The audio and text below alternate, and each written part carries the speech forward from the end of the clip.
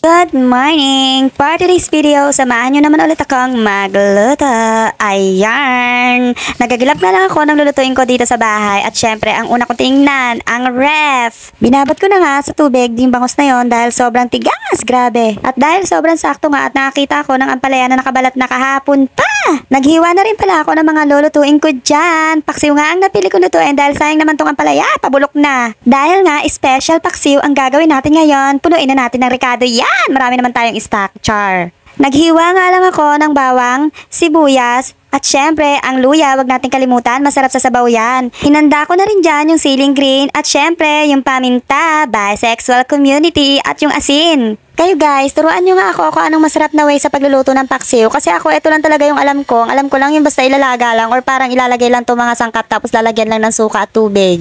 Baka may alam pa kayo kung paano mapapasarap yung paksiw ko. Share nyo sa akin yan. Huwag nyo ipagdamot. Char. Sunod ko na nga inilagay itong fresh na bangos. Fresh pa rin naman yan dahil nasa freezer naman yan. Kaya ox na ox pa rin yan sa bawan. At syempre, nilagyan ko na nga yan ng 1 tasang tubig. Hindi ko nga nilahat dahil hindi naman ganun kadami yung bala kong ilagay. Pagkatapos, nilagyan ko rin siya ng suka. Syempre, magiging paksiw ba yan ang walang suka? Kayo naman, parang di naman kayo na grade 2. Uy!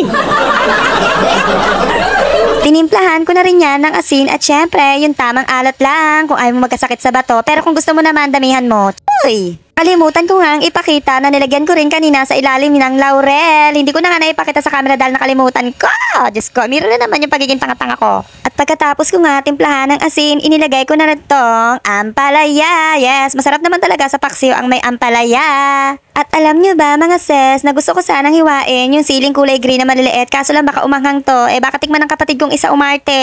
Ayaw pa naman niya ng maanghang. At diretso ko na nga yung pinakuluan. Tingnan nyo naman mga sis. Hindi pa nga luto yan pero parang ang bango-bango na. Nakakagutom na yung amoy. Grabe. Papakuluan ko nga lang yan hanggang sa maluto yung ampalaya at syempre ang isda. At dahil may nakita pa naman ako ditong mantika na pinagpirituhan ng baboy, inilagay ko na rin yan. Sabi nga nila malasa din yan. Pero konti lang naman. Hindi ko naman dinamihan. At alam nyo ba mga sis kung paano malalaman luto na ang bangos? Makikita mo nga yung mata ng bangus kapag lumuluwa na, ibig sabihin nun, luto na yan. At syempre, wag natin kalimutang hindi tikman. Tikman natin yung paksiw natin para malaman natin kung ano yung kulang. Makikita nyo nga na luto na yan at talagang luwang-luwa na yung mata ng bangus. At syempre, dahil nga tinikman natin kanina, nakulangan nga ako ng patis.